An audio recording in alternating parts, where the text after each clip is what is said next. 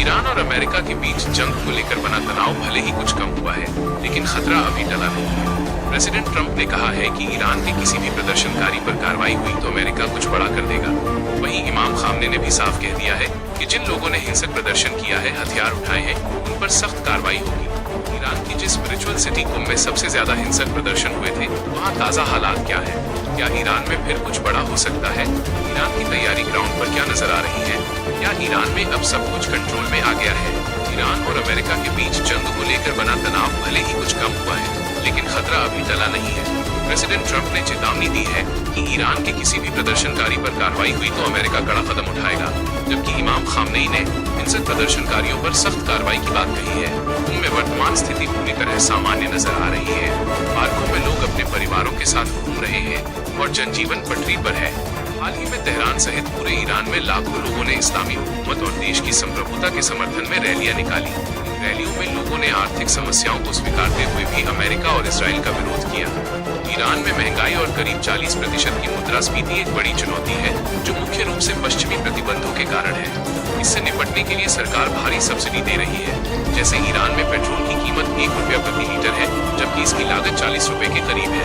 Ayatollah Khamenei का जोर self production और पड़ोसी देशों से संबंध सुधारने पर है। ईरान अब कृषि और ऑटोमोबाइल जैसे क्षेत्रों में आत्मनिर्भरता की ओर बढ़ रहा है। अमेरिका और ईरान के बीच बढ़ते तनाव में सऊदी अरब, कतर और ओमान जैसे देशों ने मध्यस्थता की है। हालांकि ट्रंप ने धमकियां दी है, लेकिन ईरान का मानना है कि अमेरिका सीधे हमले की हिम्मत नहीं करेगा, क्योंकि मध्य पूर्व में तैनात उसके 20,000 सैनिकों पर खतरा बढ़ जाएगा। ईरान ने साफ संदेश दिया है कि अगर किसी अरब देश की जमीन का इस्तेमाल उसके खिलाफ हुआ तो उसे भी परिणाम भुगतने होंगे। ईरान अपनी रक्षा तकनीक और मिसाइल क्षमता को लेकर पूरी तरह तैयार है। हालिया संघर्षों में ईरान ने दिखाया है कि वो इसराइल और अमेरिका के महत्वपूर्ण ठिकानों को निशाना बनाने की क्षमता रखता है। ईरानी अधिकारियों का दावा है कि उन्होंने अभी अपनी तकनीक का मात्र 5% ही इस्तेमाल किया है। प्रदर्शनकारियों के मुद्दे पर ईरान का रुख स्पष्ट है। शांतिपूर्ण प्रदर्शन करने वालों को लोकतांत्रिक अधिकार दिया गया है, लेकिन जो लोग विदेशी ताकतों, CIA या मोसाद के इशारे पर हिंसा, आगजनी या हत्याओं में शामिल हैं, उन्हें आतंकवादी मानकर सख्त सजा दी जाएगी। अंत में ईरान का मानना है कि अब दुनिया बदल चुकी है और अमेरिका की एक तरफा दादागिरी का दौर खत्म हो रहा है। ईरान अब तकनीकी और मानसिक रूप से हर स्थिति का मुकाबला करने के लिए तैयार है।